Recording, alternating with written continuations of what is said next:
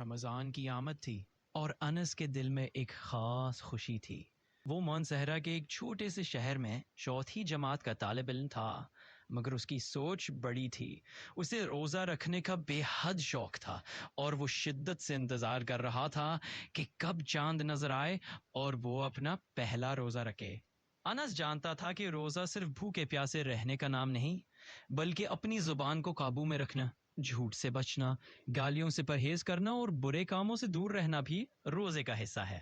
یہ سب اس نے اپنے قاری صاحب سے سیکھا تھا، جنہوں نے اسے قرآن کی تعلیم دیتے ہوئے بتایا تھا کہ اللہ جھوٹوں پر لعنت فرماتا ہے اور دوسروں کو برے ناموں سے پکارنے سے سختی سے منع کرتا ہے۔ انس نے ارادہ کیا کہ وہ اس رمضان میں کم از کم 15 روزے رکھے گا۔ روزانہ وہ اپنی امی سے سحری میں اٹھانے کی ضد کرتا اور امی اسے سمجھاتی کہ اسکول جانا، پڑھائی کرنا اور کھیل کود کے دوران بھوک اور پیاس لگے گی، مگر انس ہر بار دلیل دیتا، امی آپ نے ہی تو بتایا ہے کہ روزہ صبر و برداشت کا نام ہے، تو جب میں روزہ رکھوں گا تو صبر بھی آ جائے گا۔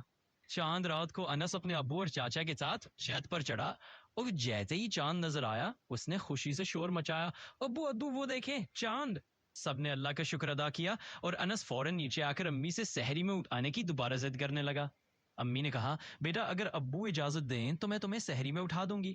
ابو نے انس کی ہمت دیکھ کر کہا، جب بیٹا روزہ رکھنا چاہتا ہے تو اسے رکھنے دو۔ اگلے دن انس نے اپنا پہلا روزہ رکھا، سحری میں اٹھا، نماز پڑھی اور خوشی خوشی اسکول گیا۔ شام کو جب وہ مدرسے سے واپس آ رہا تھا تو راستے میں اس نے چند بڑے لڑکوں کو دیکھا جو آپس میں لڑ رہے تھے اور ایک دوسرے کو گالیاں دے رہے تھے۔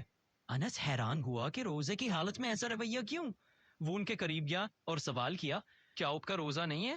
پھر یہ لڑائی اور گالیاں کیوں؟ پہلے دو لڑکوں نے مذاق اڑایا، پھر غصے سے جواب دیا، مگر انس نے ہمت نہیں ہاری۔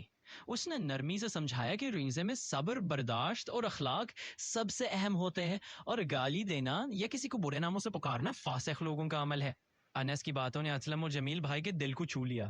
انہوں نے وعدہ کیا کہ رمضان میں آئندہ کبھی لڑائی نہیں کریں گے اور بری باتوں کے بھی بچنے کی کوشش کریں گے۔